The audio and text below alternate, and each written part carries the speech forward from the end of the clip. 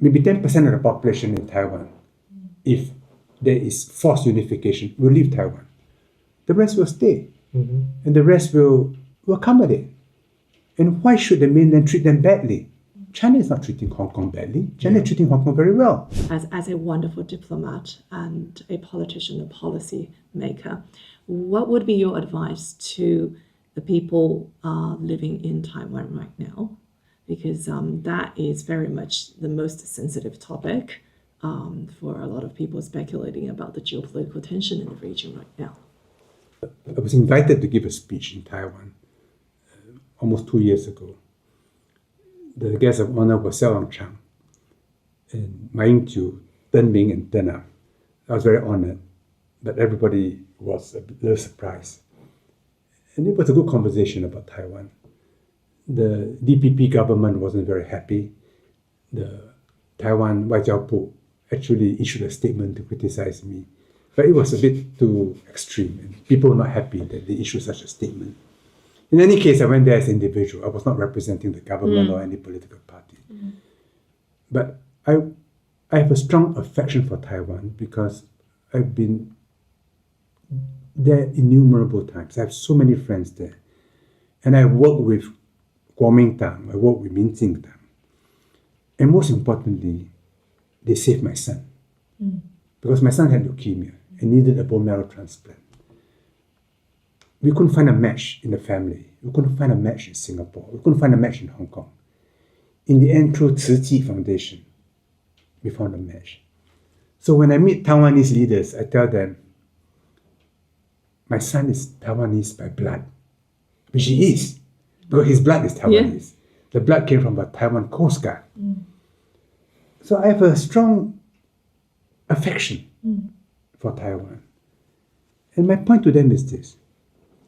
One China was decided a long time ago in Cairo and in Potsdam. And one China would have happened much earlier, but for the Korean War, which caused the US 7th Fleet to come in and prevent unification. If the US stops interfering, reunification will be natural and organic. So the problem of Taiwan is not the problem of Taiwan and the mainland. It's a problem of US and the mainland. Because the US doesn't really want unification for as long as possible. The US says one China, but they will manipulate it such that Taiwan will be separated for as long as possible. So when you talk about the Taiwanese people, they are caught in this big game. My point to them is, you can't affect Zhong Mei Guanxi, but you can decide whether you want to be played on that chessboard and how you want to be played. Because if you are happy just to be a pawn, then one day you'll be sacrificed. But if you decide that, no, I will not be a pawn, I will be a castle or a bishop, then you can shape your own future. And the best time to talk to China is yesterday. Because relative to the US, China is getting stronger. So your negotiating position is getting weaker and weaker. And you should ask yourself, not whether I rejoin the mainland, because if Taiwan rejoins the mainland, it's just another province. China has over 30 provinces. It adds nothing to China. So Taiwan adds something to China by being different, by being precious. So what is precious about Taiwan? Well, it's got 50 years of Japanese colonial history, which has left its DNA in Taiwan culture. So when you go to Taiwan, you go to Taipei, Kaohsiung, you say, oh, it looks a bit like Japan. You go to the restaurants, they're small restaurants, the food is very good, and the presentation is beautiful. And ordinary Taiwanese are very friendly, very courteous. Sometimes I said, if all of China were like Taiwan, China would be so beautiful in a certain way. And Chinese people who visit Taiwan, they recognize this. So Taiwan, by being Taiwan, can add a lot to Chinese culture and civilization.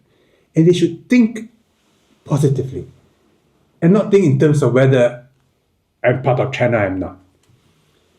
And in the same way, the mainland should look at Taiwan not as a matter of principle or pride that you left the family, now I want you back. And if you don't want to come back, I will capture you and bring you back. Yes, you may come back, but you'll be a sullen and unhappy son and will not be good for you. In fact, you will poison the family. What you want is to win over Taiwan so that they come back and then the family is enhanced. That requires China to work with the DPP. Now, the DPP is a very dark green. You can't work with them because they want independence. But most of them are not very deep green. They are shades of green, and many of them should be engaged. And it takes time, it takes patience, it takes generosity. Would you say the time to engage is right now, given that we spoke, I think we spoke over dinner the other day, that Trump is very unlikely to play the Taiwan card, or at least to provoke Beijing over Taiwan? So China should not take the attitude that because Trump has a position, so I'm exploiting it to put pressure on you. Then they'll be defiant. They say, you're bullying me. You'll be like the way Trump is trying to bully China. The reaction will be the same. You're bullying me, I will stand firm. No, that's the wrong approach. I think the approach is just talk about history, talk about culture.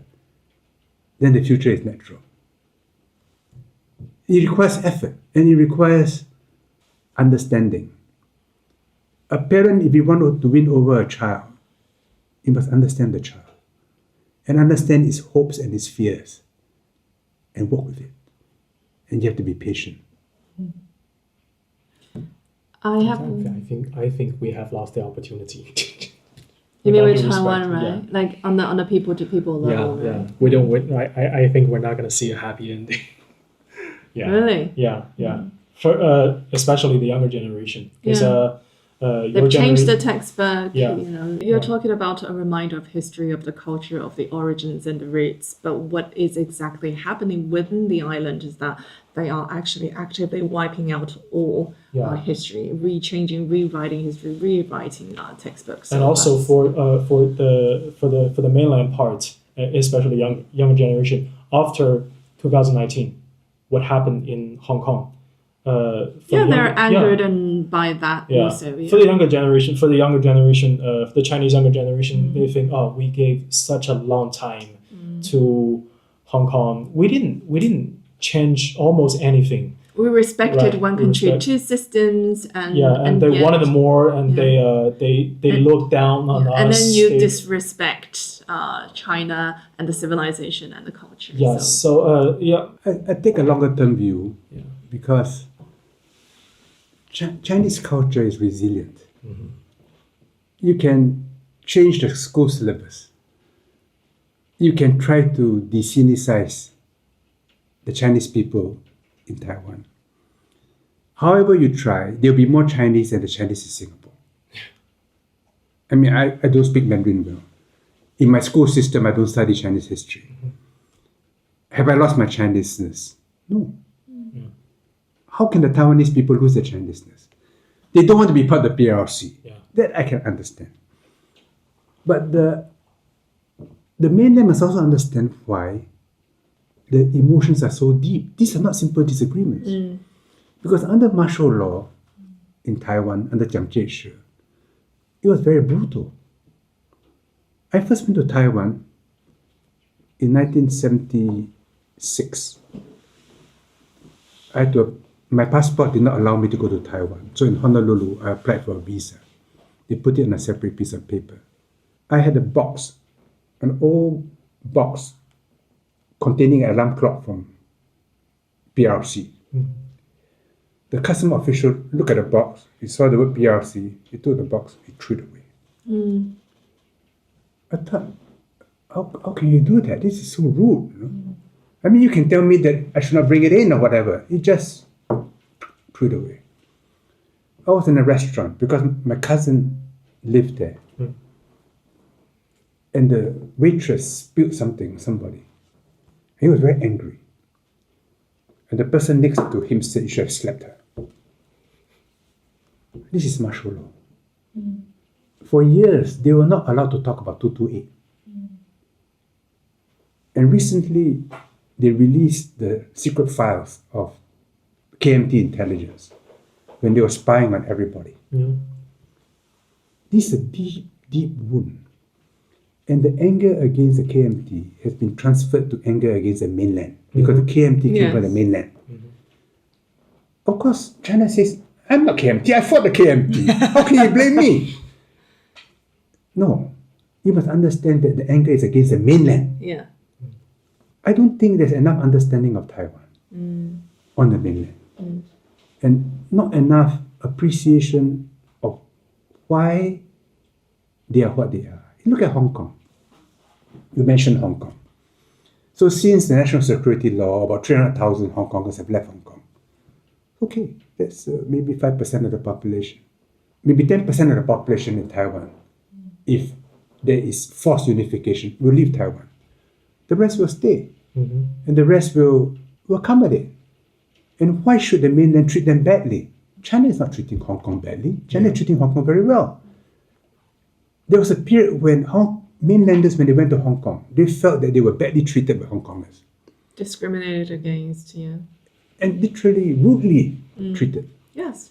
Today, It's the other way around. I have an apartment in Hong Kong. It's the other way around. I see so many mainlanders going there, influencers, taking photographs, talking to their phones.